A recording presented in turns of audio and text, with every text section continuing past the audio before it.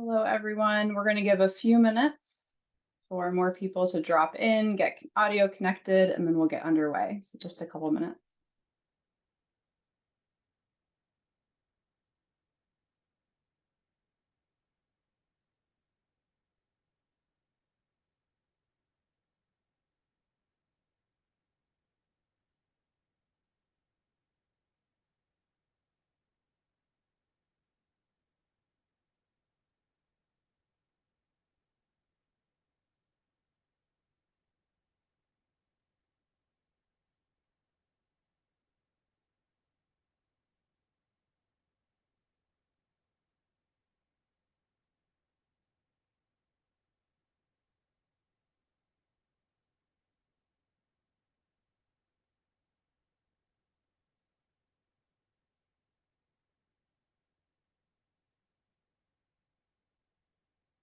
Right. Welcome, everyone. Thank you so much for joining the Link Center's shared learning groups. We are talking today about supporting someone with trauma, supports for trauma. I'm going to go over a few housekeeping items while we get everything started. We do have live captioning and ASL interpreters present today. The session is being recorded, and the recording and the transcript will be shared with all attendees. The PowerPoint and the documents we review today will also be shared with everyone via email after the session. We welcome you to revisit the content yourself and share it with your colleagues. Attendees cannot see the names of other attendees, and all attendees are muted. Please use the chat function in Zoom to communicate with other attendees and hosts in the webinar. You can use the chat feature by clicking on chat at the bottom of your screen. Please be aware that your name will appear in the chat if you make a comment, and you can change your name the way it's displayed by clicking on those three little dots next to your name and selecting rename. We will have representatives from the Link Center watching the chat and responding throughout the session today. And if you'd like to submit a question or a comment privately to the host and the panelists, you can do that by clicking on the Q&A function at the bottom of your screen. Following this webinar, you'll receive an email with the material we review today, the recording and the transcript. You'll also get an evaluation link that we ask you to please complete in response to today's shared learning group. So at this time, I'm going to hand the floor over to Dr. Stacy Nonamaker, who's going to start today's presentation. Stacy, it's all yours. Thanks so much, Stephanie, and hello, everyone. Thanks so much for joining our second quarterly shared learning group. We're so excited to be here with you today. So thanks for making the time. We know that you're all so very busy, and in advance of our time together, just thank you for all that you do as direct support professionals. Your work is very important. So again, thanks for finding the time. We appreciate it. For those of you who don't know me, I'm Stacy Nonamaker, and I am with the NASDS team, the National Association of State Directors of Developmental Disability Services. Just by way of a quick intro, I'm a middle-aged woman with brown, straight hair to about my shoulders. I'm wearing glasses.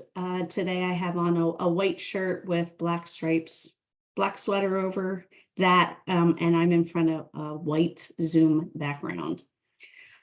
So as Stephanie said, we are going to be talking about supports for trauma today. And while we don't have time to do a deep dive, that's a huge topic, and we only have an hour and a half together, we will start the conversation about how to get you tools, information, and resources related to trauma. We identify that this conversation and today's content may be triggering for some, so please take care of yourself, and please let us know in the chat if there's anything we can do to change the words that we use as we're meeting today. We even know that the word trigger may be triggering for some. So we invite you to share and react in the chat, and just putting it out there that we welcome all sorts of participation today. So some of you may be desiring to actively engage, some may desire to just listen and witness, and we welcome all of that in this community. So about these shared learning groups, the Link Center is a grant funded through the Administration for Community Living, and we'll talk a little bit more about the Link Center in just a little bit, but Just wanted to let you know that this is the first of 4 meetings that we'll be holding today and tomorrow. We'll be holding the meeting for direct support professionals today and clinical professionals today. And then tomorrow, we'll be holding and facilitating meetings for people with lived experiences, and then another one for their families. And the information in all 4 of these meetings is the same. So we're just tailoring some of the content and discussion points and questions for each group. So this presentation is a collaboration. All of the content that you see here today is really thanks to the Link Center partners. And those partners include people with lived experience, researchers, and people who work on policy issues. As Stephanie said, and it always bears repeating because we get the question, we are recording and transcribing today's meeting, and we will share that along with all the other materials after the meeting. So now I get the honor to turn the mic over to Perry Spencer, a mentally ill autistic self-advocate, AAC user, and a member of our Link Center Steering Committee. They are a graduate of Tabor College Project Search, a program focused on teaching valuable employment skills to people with intellectual and developmental disabilities and other disabilities. They worked as a direct support professional, and they are currently searching for new work opportunities that would even further enhance their skill set and allow them to grow as an advocate. So Perry, floor is yours, and thank you so much for joining us today.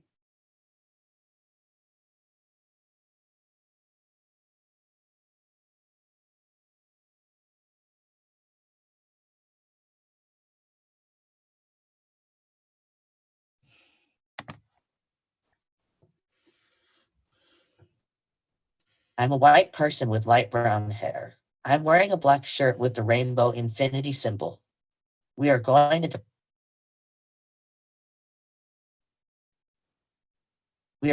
talk about trauma. Trauma is bad things happen to us where we see bad things happening to someone else. We may feel scared, hurt, or upset when bad things happen to us. This is okay. We may also feel scared, hurt, or upset when we are reminded of bad things happening. This is also okay. Discussions of trauma are difficult, and it is okay if you need to take a break. I want to talk about the inherent trauma that can come from having an intellectual or developmental disability, or IDD and for short, and mental illness. Existing as someone with an IDD and mental illness comes with trauma that is not often talked about. Some people don't know that these experiences are traumatic. Ahead, there will be talk of unmet needs and discrimination towards people with IDD and mental illness. Be gentle with yourself. The first thing that is traumatic is not being able to say what you want or need. This happens most to people who are non-speaking, but can affect everyone with IDD and mental illness. It is very difficult and leads to not getting your needs met, frustration, and meltdowns.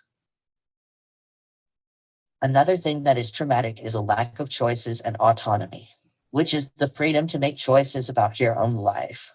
It is very scary to not have control over basic things like what you want to eat for dinner and major things like where you want to live. It makes a person feel very out of control and scared. Everyone should be able to make decisions about their life, including people with IDD and mental illness. Something else that is traumatic is not getting your support needs met. For example, Jackson lives on his own and needs help to use the stove, but his support worker only comes some days. He may want to use the stove on days where his worker isn't there, but can't do that safely because his need to have help while using the stove is not being met at all times. Having unmet support needs limits the choices of people with IDD and mental illness. Jackson may not have the choice of whether to cook dinner using the stove or the microwave when his worker is not present. It is also traumatic when people assume you are incapable or cannot do things without talking to you, especially when it is people who are supposed to be supporting you. People may think that you can't do anything for yourself, or because you can't use speech, you can't understand or say anything. This is not true, and it is not okay for people to think that. People should ask what you need help with instead of thinking you can't do certain things. The last traumatic thing is ableism. Ableism is when someone discriminates against you or treats you unfairly because you are disabled. There are little ways people will treat you unfairly. For example, someone may talk to your worker instead of you when you go out. Even though it isn't okay, some people may not know unless you tell them. There are also things that even non-disabled people know are not okay. Like a boss not giving someone a job because they are disabled. Ableism is found in all parts of life because the people who make laws have bad feelings about disabled people. Next, I want to talk about abuse and keeping people safe from abuse. It is a scary thing to think about, and it's okay if you need to step out, especially if you are an abuse survivor. However, it is important that we talk about abuse and how to keep people with IDD and mental illness safe. If we don't talk about it, we can't change it. It is important to know that people with IDD and mental illness are at a much higher risk of abuse than people without IDD. There are a few reasons why I think that is. Firstly, people with IDD and mental illness may not know what abuse looks like. For example, someone may not know that someone taking their money or controlling their money without giving them choices of how to spend it is abuse. It is important to teach people with IDD and mental illness about what abuse can look like so they know when abuse is happening and how to report it. Another problem is that even if a person with IDD and mental illness does know that they are being abused, they might not have the tools to report abuse. This is especially true for people who are not speaking. Communication devices with symbols do not have the correct names for genitals. This may not seem like a big deal, but it means that someone who uses a device can't report sexual abuse. A person with IDD and mental illness also may not know who to report the abuse to, or how to say what happened in a way others will understand.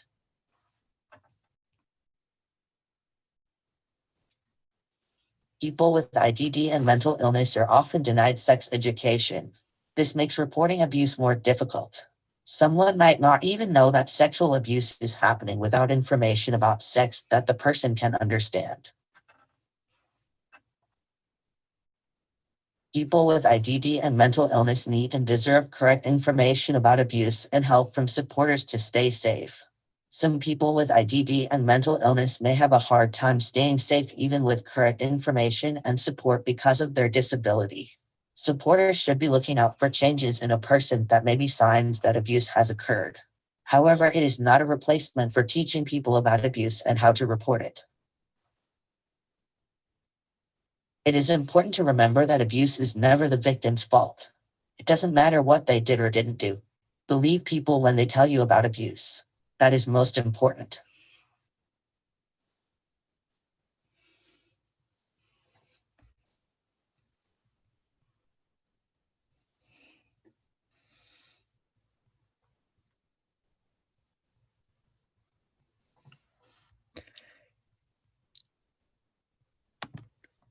The difference between crisis and trauma. When a tree stands against the storm, it's during the resistance to the storm that the tree is in crisis. After the storm, burnt and soaked in rain, branches snapped and completely torn away, now the tree knows trauma. I compare myself to the tree. I know that my strength is in my roots. Monica Wayford, survivor.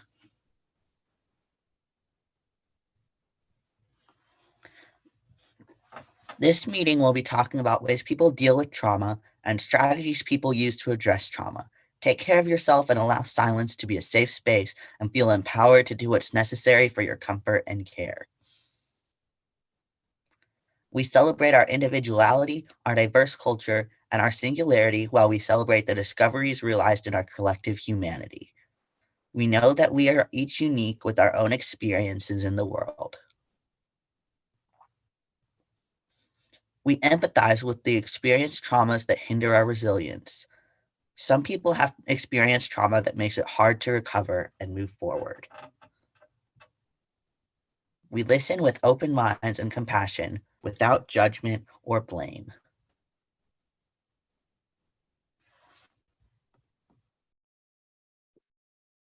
Thanks so much, Perry. And thanks for setting the stage for the topic today, supports for trauma. So here's today's agenda. Feel free to introduce yourself in the chat, put your name in there or any group, association, or membership that you may have in the chat. I will take a few moments to talk about what the Link Center is. And then we'll pivot and dive some more into talking about supports for trauma. There's many resources out there, particularly in the mental health field.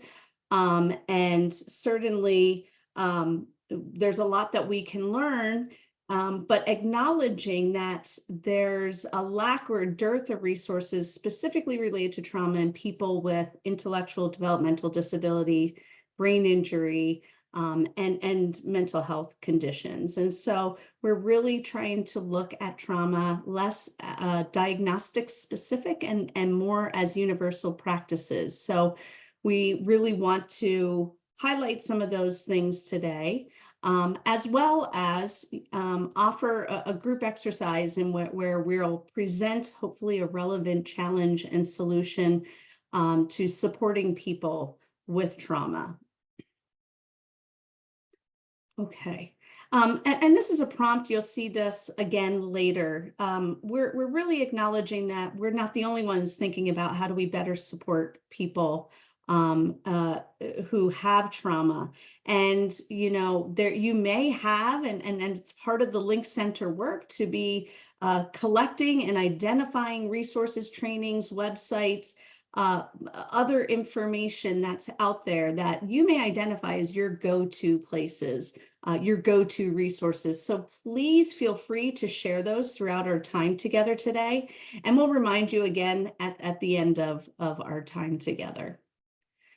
So let me just take a few minutes to talk about the Link Center. Again, the Link Center is a grant that's offered and funded through the Administration for Community Living.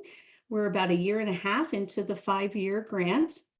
You know, this work is very ambitious and there's a lot for us to be doing. And that's why it takes partners to be doing this work. And along with NASCES, who I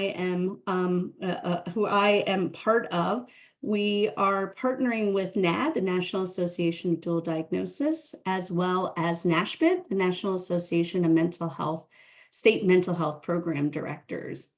And, you know, throughout this work through the Link Center, we really are putting an eye on diversity, equity, and inclusion. And to do that, we're partnering with folks from the Green Mountain Self Advocates. You'll meet Max today from Green Mountain Self Advocates, people from Autistic Self-Advocacy Network, the National Association of State Head Injury Administrators, Communication First.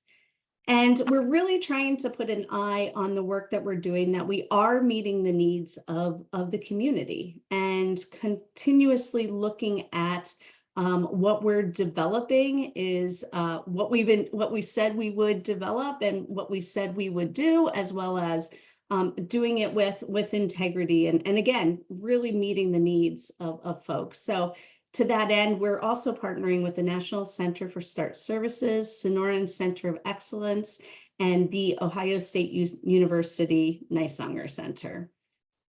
So we're really fortunate to have a very robust group of people that we're working with to do the work of the Link Center. Really, there's 3 key goals that we have for the center. The first is systems change. When we talk about people with co-occurring conditions, we know that means people who have needs that really span across systems and require systems to engage and work together. And in my experience, and probably some of your experience, you know that often systems can be the barrier to making that happen. So we're hoping through the work of the Link Center, our engagement with federal partners like ACL, CMS, we're hoping that we can improve policies, service design, and service coordination for people. We're also looking to build capacity for direct support professionals and clinical professionals as well. We often know that when we're talking about supporting people with intellectual developmental disabilities, brain injuries, other communication differences, and mental illness or someone who has a mental health condition, it really takes a certain level of knowledge and expertise and understanding. And so we're really hoping to build that workforce through the efforts of the Link Center. And finally, through systems change and building capacity, we're really hoping, and a very strong goal of ours is to increase service access or improve access for people with co-occurring conditions across all the systems, and to meet their needs in a very person-centered, culturally and linguistically appropriate way. So we're going to do that through several activities. I already mentioned that our eye is on diversity, equity, inclusion. Through all of these activities, our eye is on continuous quality improvement. And spoiler alert, I know Stephanie already mentioned this, but we do have an evaluation at the end of today. So you can let us know about your experience with today's shared learning group, things that we could be thinking more about when we talk about trauma, and things that we could be thinking about in the future. So we do have that sort of feedback loop, that evaluation loop. We also have a steering committee, and Perry is part of our steering committee, as I mentioned earlier, who really, this content really has grown because of the contribution that Perry really has offered to this work, along with the other steering committee members who are guiding the work through and from their lived experience. So we're really excited to have this group of people that we can be plugging into and leaning on to help us do this work and making sure that it's impactful, it's relevant, it's timely. And then certainly we have these quarterly shared learning groups where we're pulling together communities. And I love the word shared here. We're really looking to, not just offer information about the Link Center specific to topics, but also be pulling from you all. Again, what are your resources? What are your trainings? What are your thoughts? What are we missing? Looking for things to elevate and looking for action to take through the Link Center. And ongoing, we're tapping into what we call expert contributors or other people who have been thinking about how do we better support folks with co-occurring conditions. So they're also informing our work and informing our thinking about certain topics and again, how to better support people with co-occurring conditions. And lastly, I'll just mention that we're really taking a strong effort in identifying what is out there in terms of resources, information, training. As I said before, we've started digging around and identifying what's out there and what's relevant in terms of supports for trauma, but then also identifying the gaps. So where could we as the Link Center and our partners and our expert contributors and our shared learning community and our steering committee come together and help fill those gaps? And all of that informing a website soon to be up and running. It's not up and running just yet, but a website, a repository, if you will, or a national resource center or hub where we're going to put information for all audiences in terms of better supporting people with co-occurring. So I just want to take 1 second and pop a poll up. I'm just going to take the opportunity because we have you all here. And since part of what we want to do at the Link Center is develop resources and information and training for you all, we're really interested as we develop those resources and materials and share information. How would you like that information? What is the best modality for you? So I'll just give it like a minute or so. Thanks to those of you who have already participated.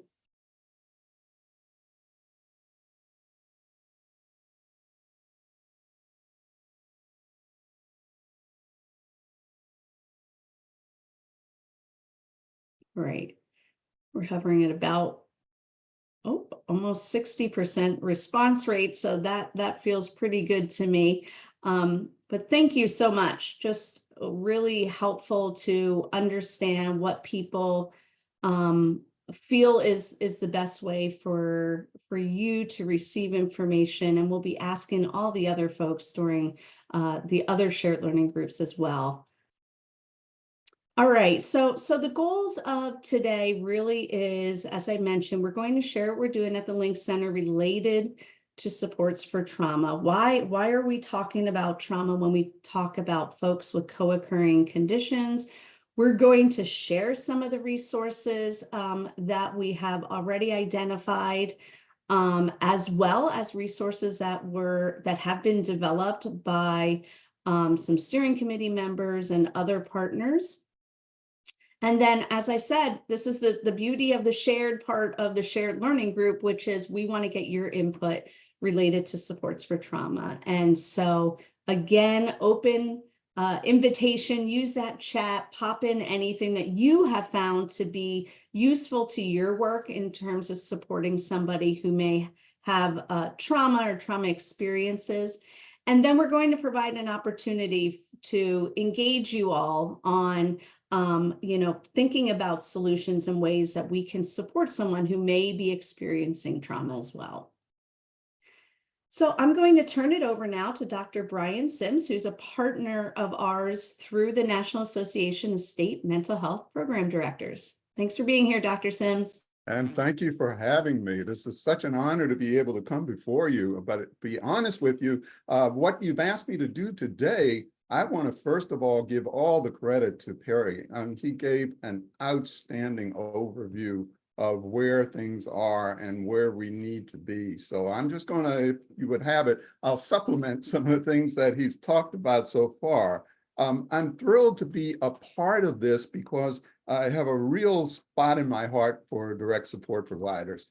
It's just been part of my career. Now, I'm currently the senior medical advisor with an organization called the National Association of State Mental Health Program Directors. I've been with that organization about 15 years, and in that time frame, I've worked a lot of those years along with a team of professionals that worked initially through the National Center for Trauma-Informed Care, led by Dr. Joan Gillese.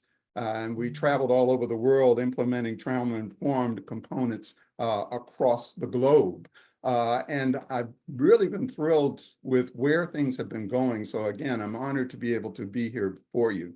For those that may not be aware, my pronouns are he, him, his. I'm an older Black male with glasses and gray-black hair. I'm wearing a gray shirt and my background is white. I want to start off with also, again, after acknowledging what Perry has already said, also reminding us about finding that safe space. If you find any information that is being delivered at any point in this presentation, please do so, because this is a part of our overall education of how we're going to move forward in this. So we're here to talk about why there are supports for trauma. What are we even mentioning? But to just go back, I would like to just give you a really quick definition. And this is a definition that I might add was developed through efforts at SAMHSA. And SAMHSA had convened a number of years ago a coalition of individuals that involved not only professionals, but persons with lived experience, community folks, folks from the faith-based communities, and they got together and they really asked the question, what is trauma? And I just wanted to give you a real quick overview that trauma starts off in their definition with the one word called individual.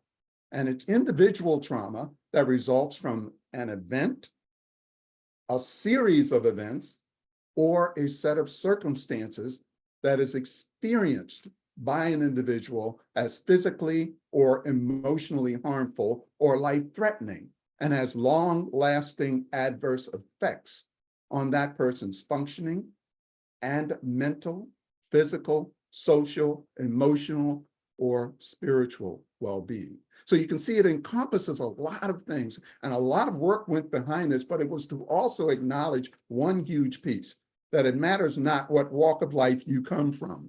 Trauma is extremely pervasive. So can we go to the next slide, please? In this, we're looking initially at trauma in our general population. Just what are we seeing out there? By working over all of these years, it's very clear that trauma is pervasive and it does not have a specific age stopping point. It doesn't have a gender stopping point. What we know about trauma is that it can happen to anyone, all ages, gender, the races, ethnicities, sexual orientations. No one is essentially immune from the potential of trauma being woven into their lives. So what we want to do is also make sure that while we're talking about the general population, we're going to move things a little more specifically to begin to talk about the ID population a little bit later. But I do want to mention at this time that anything that you see as far as material or data that's presented, there is references that can be found at the end of the PowerPoint that we have. So next slide, please. So if we continue down this pathway of looking at general populations, let's start with women. So women in the general population are 2 times more likely to develop post-traumatic stress disorder than men. These are data that we really need to take a look at, because sometimes we have the assumptions that based on severity or otherwise, it can make a difference in terms of those numbers. And what we need to go back to is the definition, that how people experience the trauma determines whether or not it's actually traumatic for them. So what one person experiences, that another person may experience the same thing, they may have 2 different responses to it. We also know that women report higher rates of sexual assault or child sexual abuse. When you look at men, men are more likely to experience accidents, physical assault, the combat, disasters, or be witnesses to death or injury, again, across our populations. So let's go to the next slide. If we continue to look at this and we move it into our BIPOC or Black, Indigenous, people of color, you begin to start seeing this data kind of move into specific pockets where Blacks are more likely to experience PTSD in their lifetime. If you take a look at minority youth, and this isn't just Black youth, but just looking at minority youth in general, they're more likely to experience trauma, including historical trauma. We don't do a lot of talking about historical trauma, but it is extremely relevant in looking at everything that we are talking about. We're looking at immigration stressors. We're looking at natural and man-made disasters. And of course, the ones that we really focus on, discrimination and violence. Minority youth, we know, are less likely to access medical and mental health care. Next slide, please. So when you look at the Black and Latino groups, what we see is that there's an increased experience with respect to violence, to poverty, to incarceration. We mentioned earlier about access to healthcare, marginalization, and let's continue with the low social status that is at a greater degree than many of the others in the population. We also want to take a look at the historic, as we mentioned earlier, and intergenerational trauma, which is trauma passed down from older individuals to younger people. We can look in our own cultures, we can look at within specific cultures, and we can see where that would have trauma woven in. The American Indians, Alaskan Natives, their experiences have increased their risk of experiencing traumas today. When we take a look at those cultures, we need to be, and we'll talk about this a little bit later, we need to be much more adept with understanding that their traumas with respect to their culture need to be respected and heard. If we look at the LGBTQI plus individuals, they are nearly 4 times more likely to experience violent assault than their cisgender heterosexual counterparts. And when you take a look at the definition per se, cisgender people are people who identify with the gender that they're assigned at birth. Heterosexual people, on the other hand, are attracted to genders different than their own. But within those, there are, again, the interwoven, and trauma does not spell out differences. Trauma is trauma. Next slide, please. So let's take a look now at what happens within the disabled population, because this is something that there's a lot of literature regarding, but just some basic understandings that we need to take a step back and take a look at. Trauma-informed care, number one, many are not, may not be aware of this, but the resources, the self-regulation, the soothing mechanisms, all of these things that comprise trauma-informed perspectives were really born out of the ID population. That many of the strategies that were there that are in place right now and highly effective were actually from highly effective features. So what is that telling us? What it's telling us is that everyone can heal from trauma. Everyone has the potential to recover. And this is something we have to kind of slow down and say, because it's not always embraced by everyone. Well, let's take a look at it. That population of disabled individuals, 85 to 90% of them who get mental health support have a history of trauma. So what is that telling you as a support person? That when you walk in the door of an individual, you pretty much can be sure that there is trauma in that person's history. Next slide. So now as we take a look and we drill down to why we are here in this particular segment, I need to go back historically and just kind of review with you, if you will, a little history behind where this is coming from. SAMHSA, or the Substance Abuse Mental Hygiene Services Administration, is the large-based organization responsible for mental health delivery across the country. And 10 years ago, they actually convened a group of individuals to start to study the principles of trauma-informed care. And way before that particular time, it was born out of the understanding that there was a tremendous amount of seclusion and restraint that was taking place with the population of mental health individuals, far more than needed to be. And we knew of that seclusion and restraint was never an answer as to how to get people better. So they convene a panel to talk not only about implementing trauma-informed perspectives, but how to do it. How do we change the environment? How do we then see that? The one thing that we really want to talk about is embracing these concepts. Because what we're going to talk about are those 6 principles, but the first thing that we have to do is self-reflect.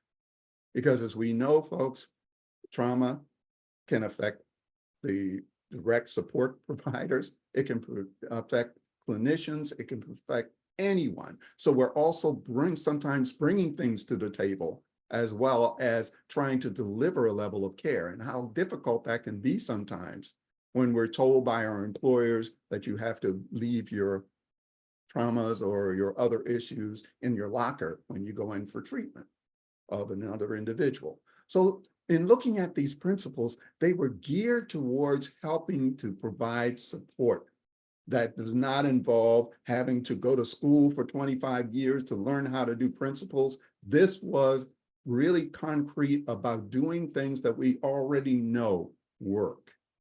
It's almost the same as just greeting individuals and really caring about how they respond when you say good morning or you say good evening, having the time to step back and listen for their responses. So if we take a look at these various principles, the first one and the most prevalent one in all of these 6 is a discussion with regards to safety. So next slide, please. So what does safety mean as far as the direct support providers? Well, what it means is that your efforts involving the people you serve really are helping them to feel physically and emotionally safe. And that is critical, because when they feel safe, it is much more likely that you're going to find that that person will connect, that that person will begin to trust, that person will begin to talk to you more, be able to converse with you about things that may be bothering them or how they can start that pathway. One thing is well known is that if a person does not feel safe, there can be no establishment of trust. It's very difficult to do so. So how can you, as a direct support person, be able to work with that? So when you're supporting someone in that kind of setting, look at whether or not there is a calm place for that person to go to, some place where they can self-regulate, some place where they are able to de-escalate. Is your conversation with those individuals of a calming nature? Because sometimes it can be very terse and directive, and it's hard for that person to feel safe. It's hard for that person to put trust in you if you are coming at them in a very terse way. Now, what you'll see on each of these slides at the bottom is a lived experience video, and I really would have you at some point in time, please take a look at these. These are colleagues that we had at NASPIT, who are individuals with lived experience that really give a powerful connection to each of these principles. So when you have an opportunity, please check that. Next slide, please. Well, let's move now to trustworthiness and transparency. And what does that mean? It essentially means being open and honest with people. Well, let's think about ourselves. If we were receiving services, would we want someone to actually be open and trusting and honest about us in terms of the level of care that they are saying they're going to provide for us? So it's something where it makes a lot of sense on the surface, because how can we then, as support workers, support and individuals so they can trust you and know that you're being honest and know that you're being open? I'll give you a quick example of it. I worked in the mental health field in state hospital systems for over 20 years. And in that time frame, I met a lot of people who did not have titles, who did not have a lot of mental health experience, who were the most profound individuals in establishing trust, in establishing transparency. And one of the ways was a young lady that worked in our unit as she was a ward clerk. And a ward clerk in our unit has the job of going into the nurse's station, listening to the phone, or listening out for the phone, and making changes in the charts. But this young lady every day, without fail, would come into the main area of our unit, and to 31 patients, she would say, "Good morning." But she wouldn't stop there. She would then go to a couple of them and say, "I heard your grandmother was ill. How is she doing today?" She'd go to another one and say, "You know what? How are you doing this weekend? How did that weekend go for you?" And no matter what their responses were, she would nod and then she would acknowledge it, and she'd go to the nurse's station and finish her day. My point to each of you is a simple question. What do you think would happen to this young lady if someone did something mean or bad to her? And I think we can pretty much come up with the answer that there will be 31 patients ready to take you out. The bottom line is, with that compassion, with that empathy, she was able to establish individuals that were willing to trust, willing to open. So you can see it isn't always about the clever things that we come up with. It's about just being person and being person-centered. Next slide, please. Now we go to peer support, and this is a huge issue in terms of the principles, because this is the use of a very important part of a person's healing process. We see this a lot in the veteran populations, that many veterans are unwilling to establish any kind of relationships with someone who is not a veteran, because the feeling is that they just can't speak the same language. Well, sometimes we as direct support persons may not have trauma going on in our lives, or we may not have a comparison piece. So what we want to do is support them by encouraging them to actually gather and talk about their experiences, because they together can come up with coping strategies. There can be individuals who are peers that can come in and say, "Look, I have been where you are, and here is how I've done better with it. This is how I've been able to get past this point," to assist in that self-regulation. So do you encourage that mentoring? Do you want to establish a buildup of helping another person to navigate those challenges? This goes back again to that same question about whether or not you are believe in the treatment of the person that you're receiving. Next slide, please. In collaboration and mutuality, we go down the same portion of sharing power and decision-making. This is about making sure that the individual understands that they're partners in the treatment. So when you support them, are you a good listener? Do you show empathy? Do you respect their boundaries? Because when you're doing these simple procedures, you are establishing that individual as a very important person in that conversation. You are giving them power that says, "I value what it is you say," as far as how we can both move forward together. So huge issue here. Next slide, please. When we go to empowerment, voice, and choice, we are now talking about recognizing those strengths and supporting the self-advocacy, supporting the fact that they can make choices and that these choices can be enhanced to help them in their self-regulation efforts. So how do you do that? when you're supporting someone, do you help them to build on their strengths, to help them to develop new skills, new coping strategies? Do you incorporate your input and feedback that you get? In other words, as you connect with that individual, are you then able to work with them directly about some of the ideas they may have, some of the ways that they may think that might be a little better than what we might be saying to them? And let's go to the last slide then. As we go to now the cultural, historical, we could probably spend another 20 minutes speaking on this issue. It is so critically important. It is something that we don't always really focus on, is the understanding and the respect for the cultures of the people that we serve. We need to offer that gender responsive services. We need to move past those stereotypes that we quite often have involving cultures and understand about historical issues being very relevant in addressing the trauma of someone. So in this, how can we best do it? Exhibiting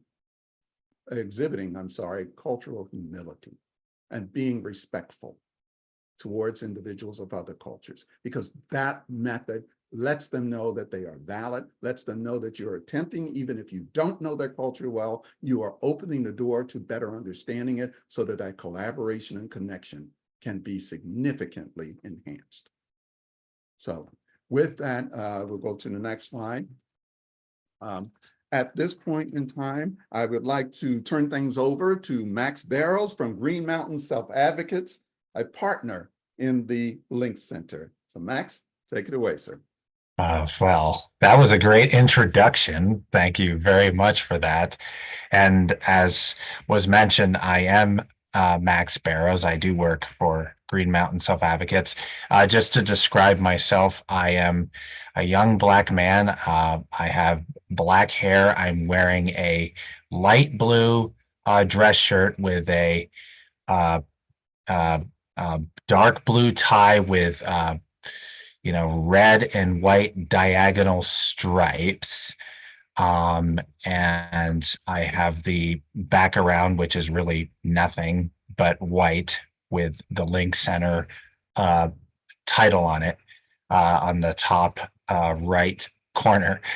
And I am gonna now talk about a tool that we created and this is going to be a tool for managing triggers.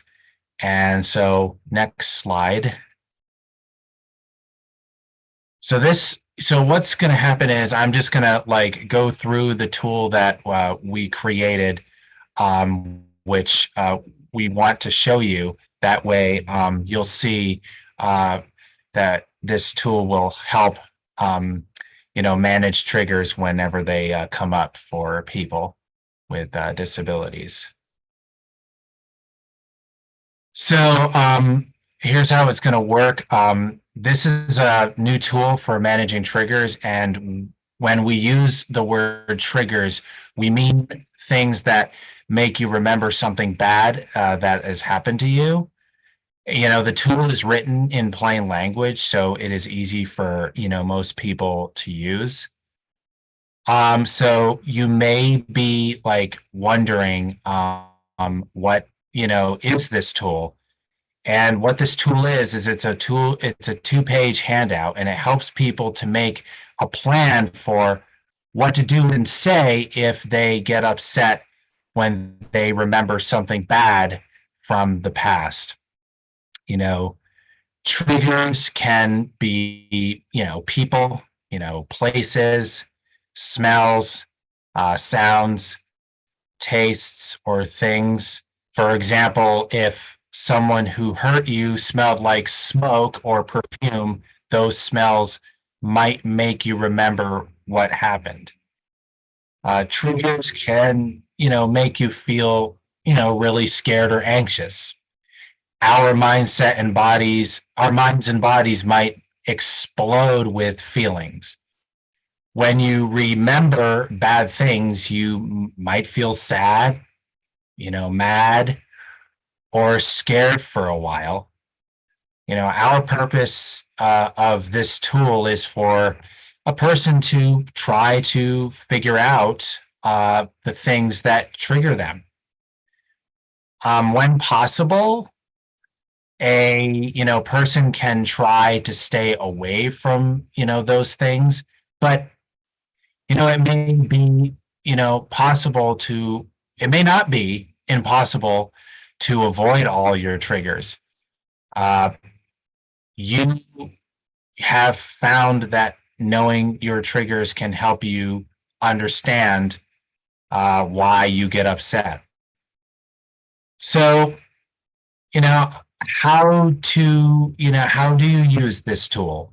You may be wondering. So the tool begins by asking a person to identify their triggers.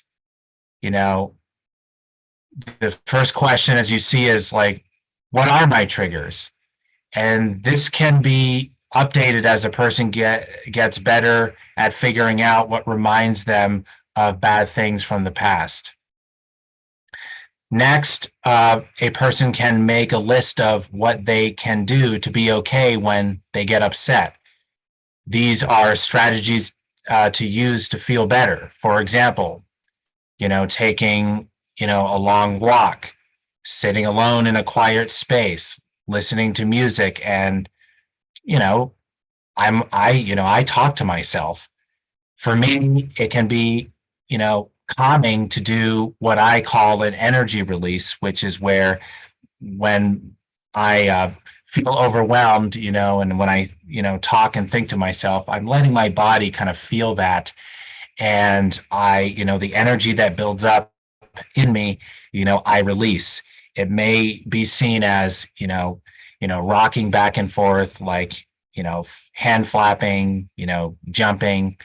And I'm only speaking for myself in this matter through how I release energy after an overwhelming day. Helpful support. This includes what others can do to help me be okay. For example, for me, if I want people to help me stay calm, I would like them to be calm themselves.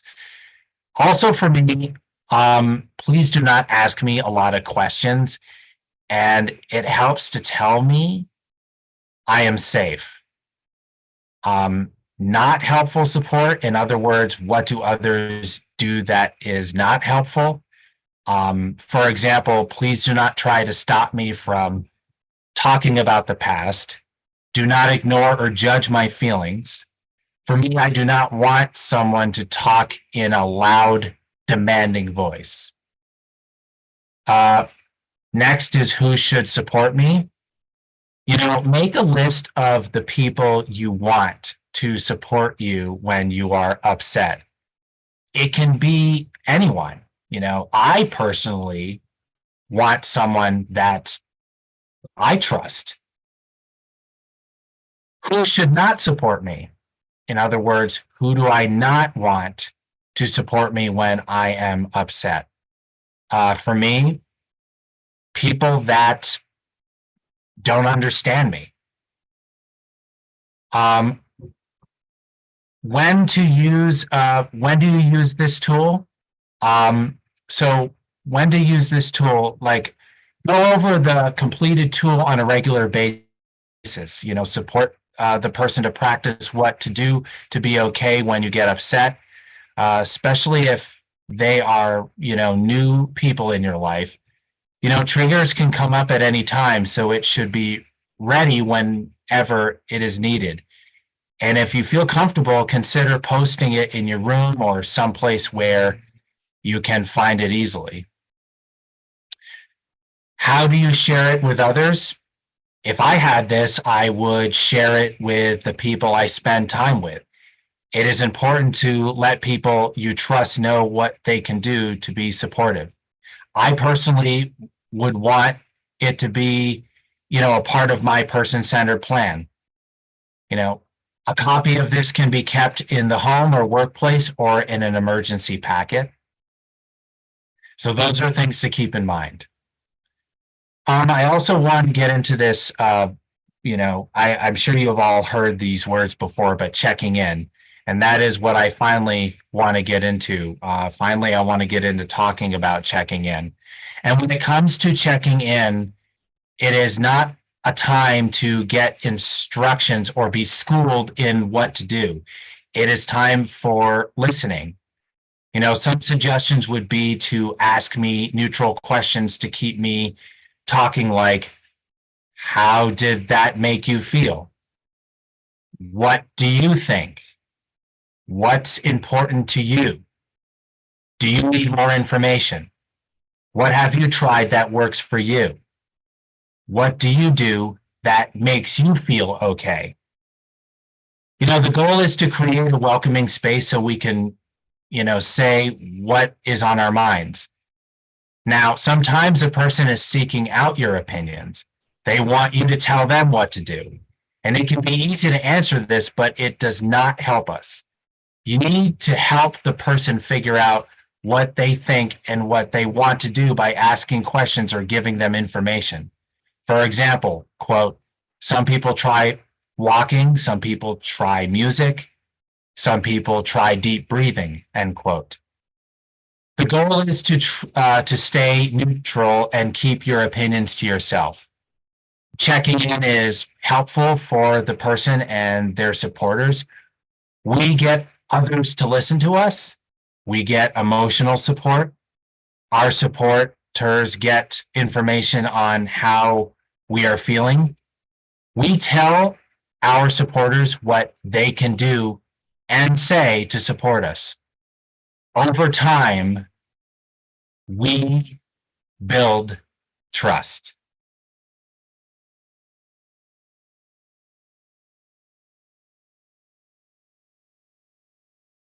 So, that's it. And, that's what we do to support people that are experiencing trauma. So thank you. Let's go to the next slide. Great. That was fabulous, Max. So this is Wendy Morris. I am a senior behavioral health advisor at NASHPD, the National Association for State Mental Health Program Directors, and glad to be here today and participate in this. I just wanted to introduce our group exercise. Max and I will be working together to facilitate this time. I think we have the next 20-25 minutes together to work through this.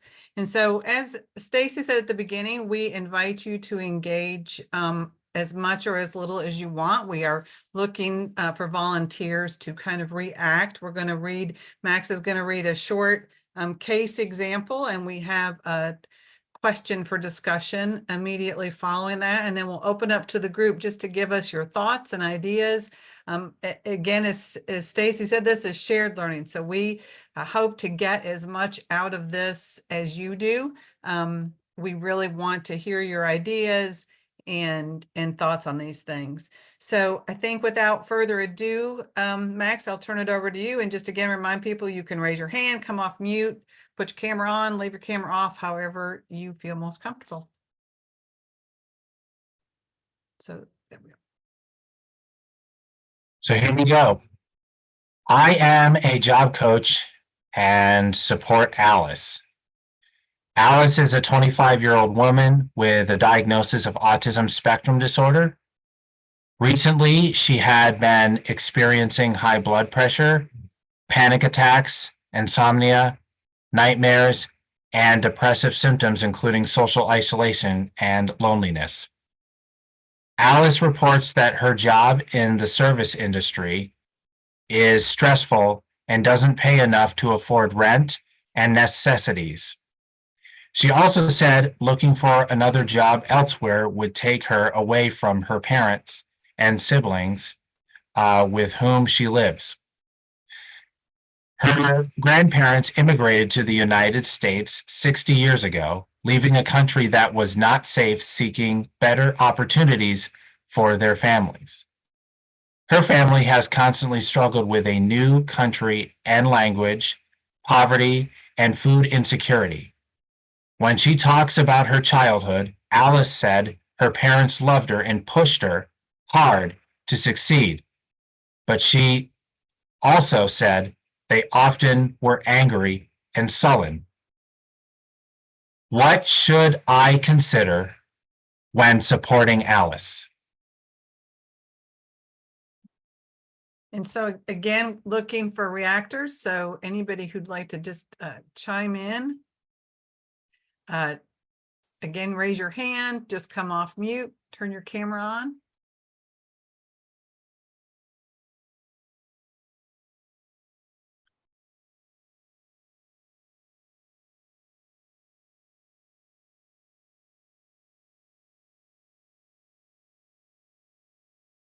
We'll just give everybody a minute to kind of think. All right, so I see Devin has a hand up. Devin, what would you like to share? They need to consider cultural differences,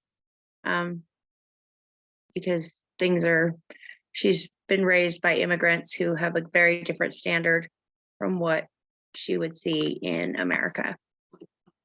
Yeah, I think that's a really great point. Do you have ideas about how you might accomplish that?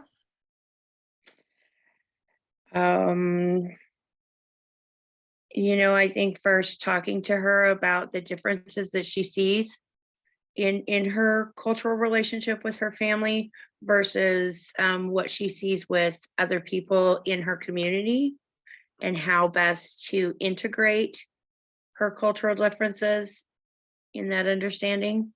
Mhm. That's great.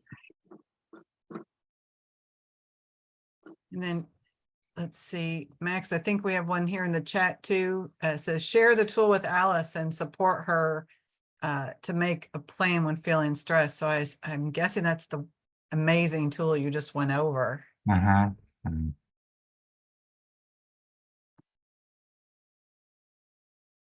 Anybody else? I have one in chat here. It says Alice may not want to be away from her parents or siblings. Parents may have cultural differences being raised by immigrant parents. Family may not know what to support, like how to support Alice. And then there's another chat that says, I'm wondering what other employment options are available to her. Might be worth doing an assessment on strengths and what else she could do. Yes. And I think we've got two more hands raised. I think Devin had an additional comment. Or did you just not put hand down, Devin? Just didn't put my hand down. All right, great. How about Teresa?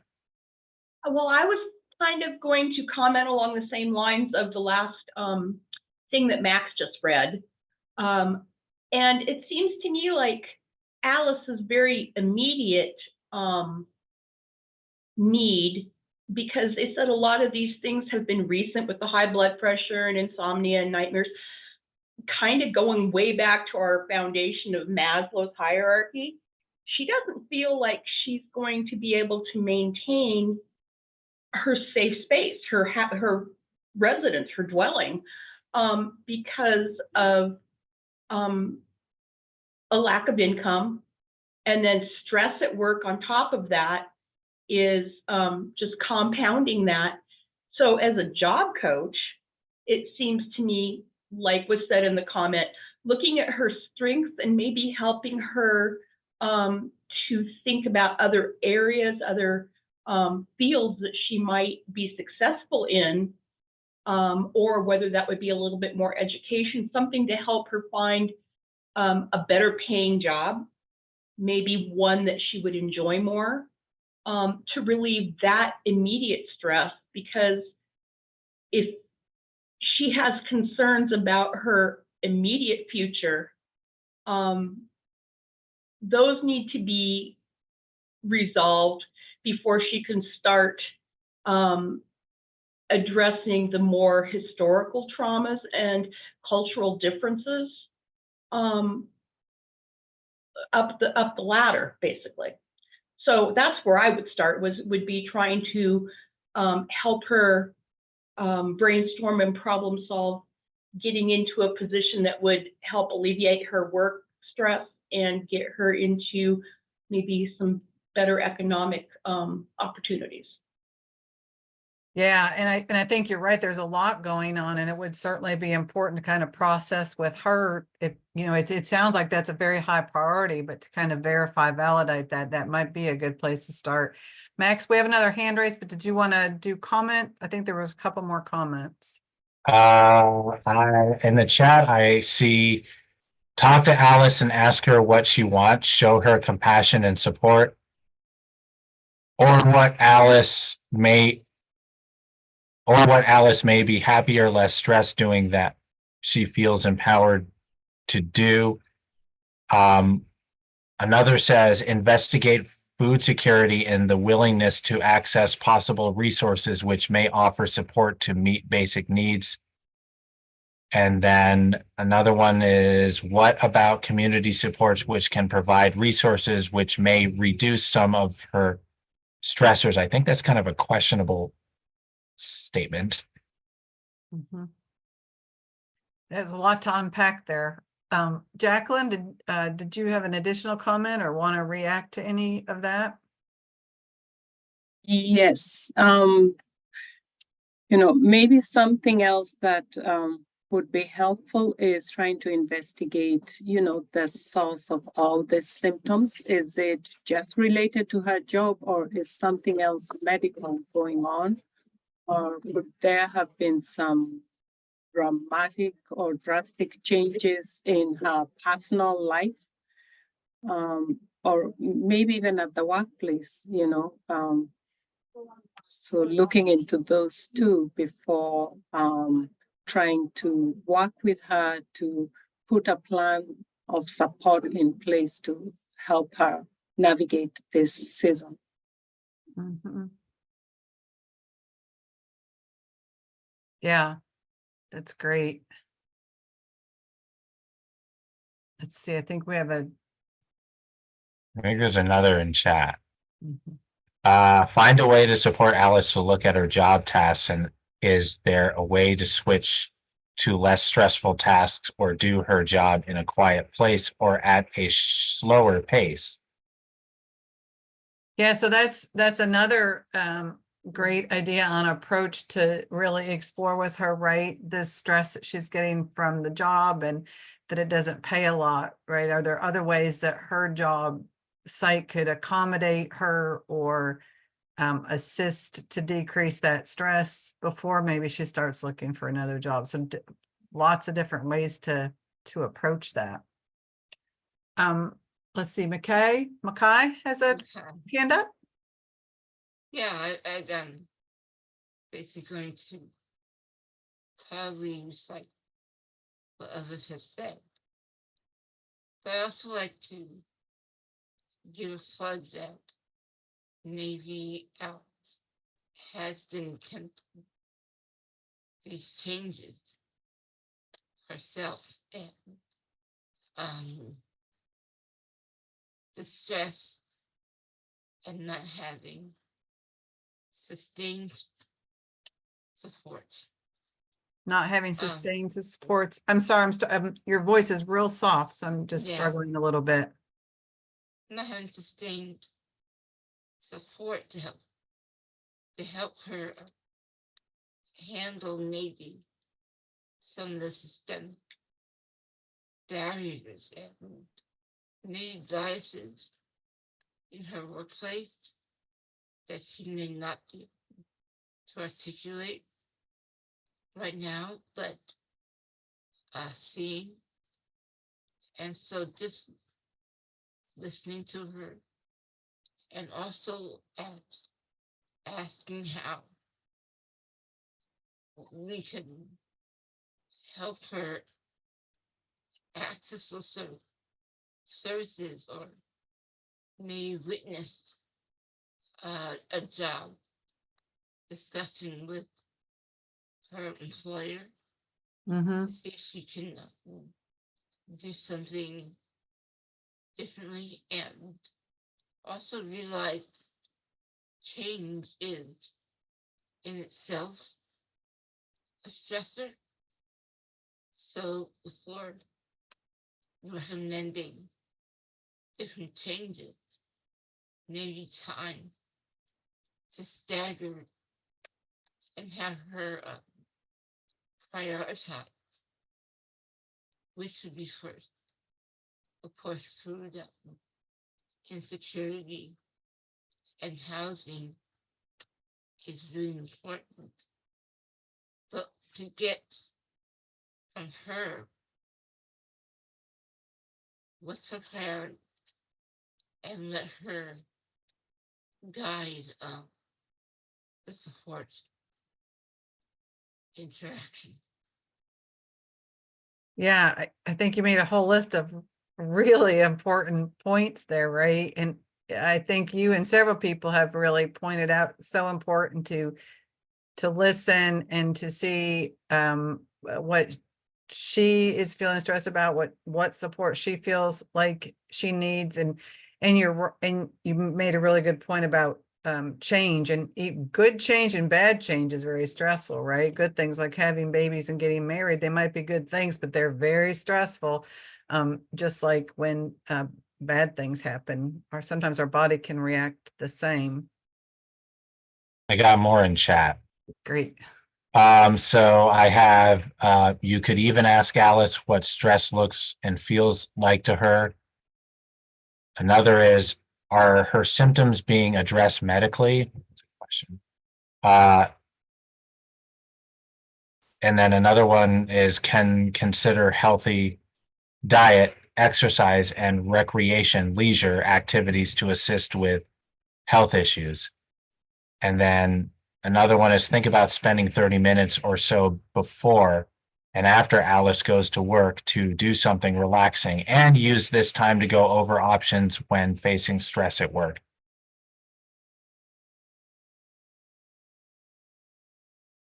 Max, I know the tool that you shared is really specific about triggers for trauma, but you could use similar questions, right? To talk to somebody about what can you do to decrease your feelings of stress, or what is it that makes you feel stressed? Yes. So lots of good ideas. And as you pointed out during your presentation, Max, what helps you may be different than what helps me, right? I may need a bubble bath while you're, doing something completely different to relax. Well, if you need a bubble bath, I may just take time and take a shower. I don't know. Yeah, right. Just something different. Great. So many great comments.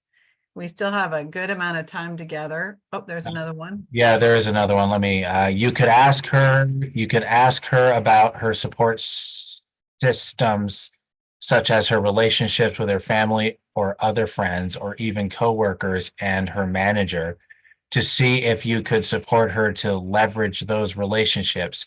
This could help better her current job experience, or utilize friends and family to establish coping strategies for her stress, or to get help for other resources to meet her needs.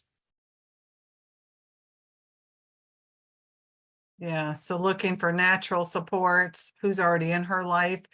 I think sometimes, I don't know what others would love others' reaction to this, but I think sometimes when we work in the field, we think we have to solve it. We have to figure it out. And sometimes it really is about helping the person identify, or letting the person help you identify who else is in their life that could provide that support or have those conversations. Another one I have is, it might be helpful to open up a conversation for her to come up with alternatives of their own. And then another one is, I could also see Alice feeling the pressures of the familial food insecurities. Assuring that family has adequate resources may reduce Alice's stressors and pressures. And I know I fumbled on a word in that, but okay. It's one of those tricky words. The English language is full of them. Familial. I can say it in my head, but I don't, it's a little trickier out loud.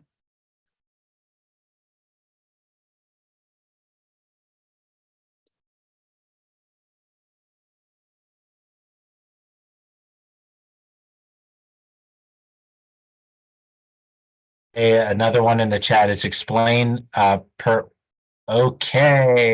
explain person-centered planning to Alice and see if she wants to have a big meeting with the people she chooses to explore her dream job. Oh, here's one. Bear with me when I say this.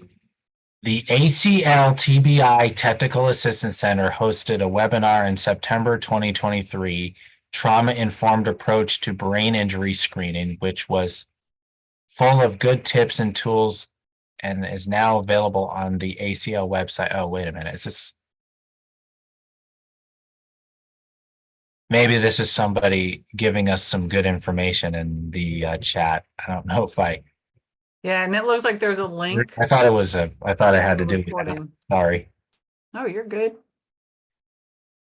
So Maria said, yes, it's a resource. So there's a link to a recording about that, it looks like. Thank you, Maria, proudly for sharing that.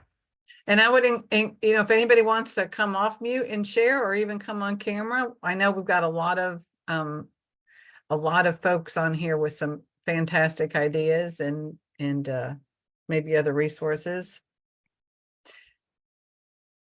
So I know that maybe one person brought this up, but does anybody want to kind of maybe touch on some of what Brian brought up during his presentation on historical trauma and how we think that may play into this? Is it okay if I read Perry's response course. Yes. to Alice's? I navigated it through the email, the chat traffic, but Perry Spencer's response to Alice's: retail work is often difficult for autistic people because of our social differences, and we may need to do something called masking or doing things to make us look less visibly autistic, whether it is successful for us or not. Masking is extremely stressful, and it's traumatic when done for long periods. Possibly ask her about her thoughts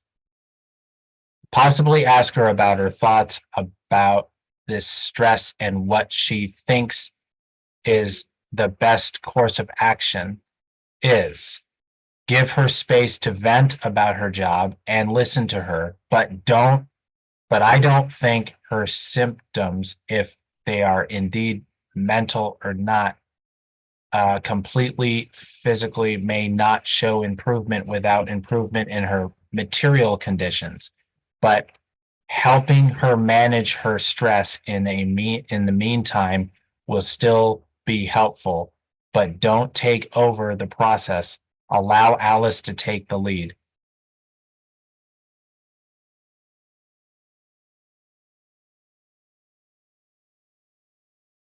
No, I thought that sounded good, Perry. Thank you. So we only have 2 or 3 minutes left, and I don't want to sound like a broken record, but I think we were hoping just to get a little bit of feedback on the historical trauma piece. A couple things in here were, she's worried about if she looks for another job, it'll take away from her parents and siblings who she lives with, and that her parents loved her but pushed her really hard to succeed, that they're often angry and sullen. Does anybody have thoughts on that? On that piece?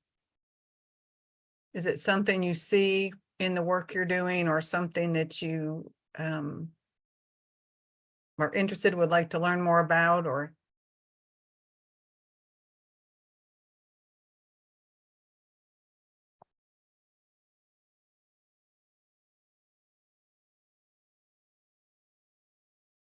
I know it's one of those, I know in some states it's become difficult to have open conversations about things like historical trauma, but super important.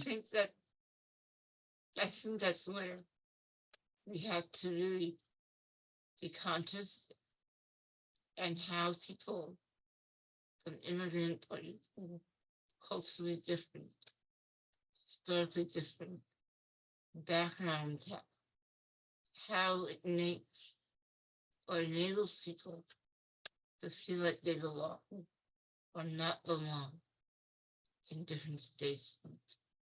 And I think our reluctance to have difficult conversations makes these type of conversations more difficult to have, that they're the elephant in the room.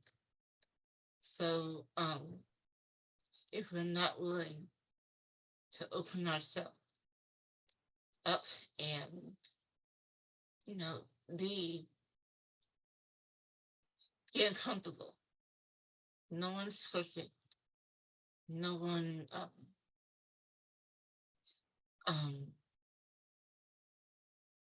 no one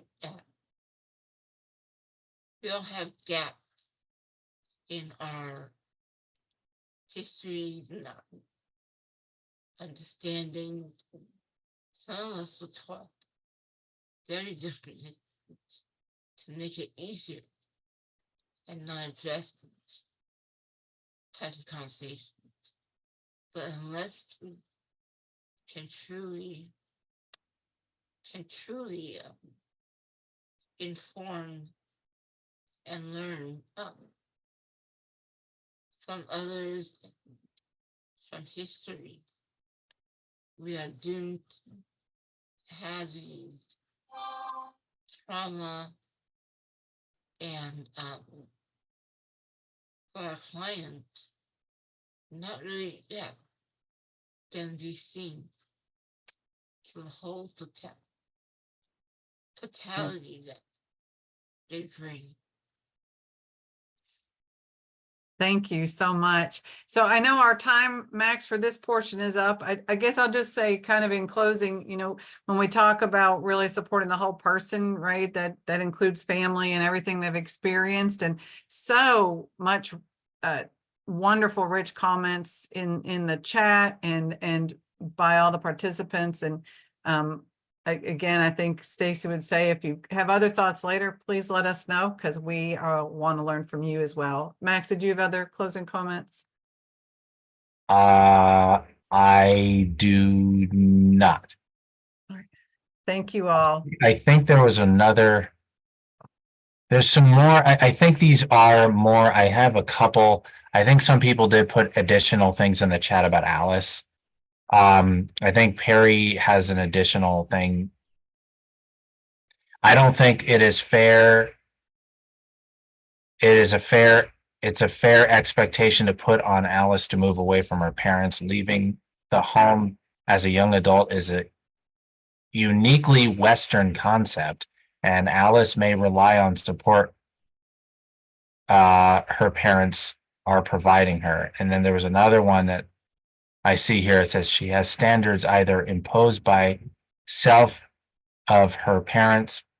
She wants to be able to provide for her family, which her job creates some security, but the job doesn't pay the bills. She also wants to succeed, and perhaps by her looking for another job, this may be seen by self as she was not successful at this job.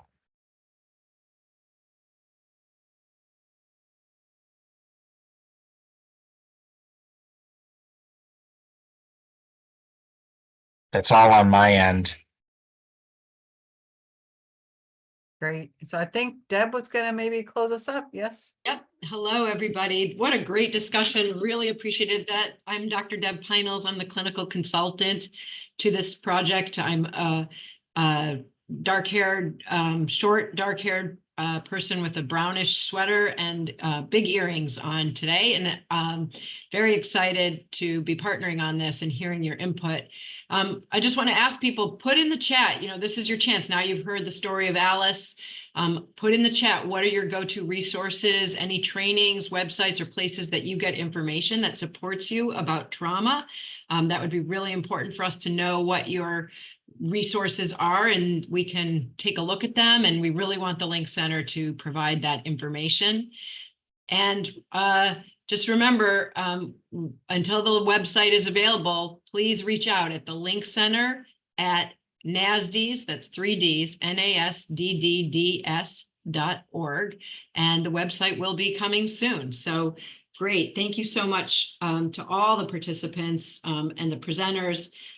Really looking forward to hearing more from our other groups later, clinical, families, and individuals later today and tomorrow. And then our next shared learning groups will be supporting someone through a transition. We're already, Dr. Nonamaker and I, Stacy and I are already busy working with other partners to help plan that. And then supporting the whole person will be our final one for this fiscal year. But stay tuned for lots more through the Link Center. And the resources, acknowledgements to Perry, to Max, and all of the partners.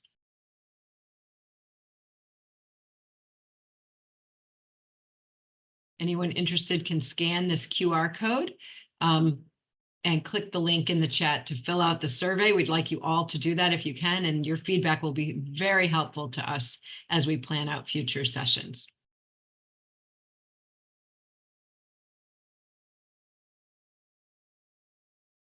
And I think that's it. Thank you, everyone.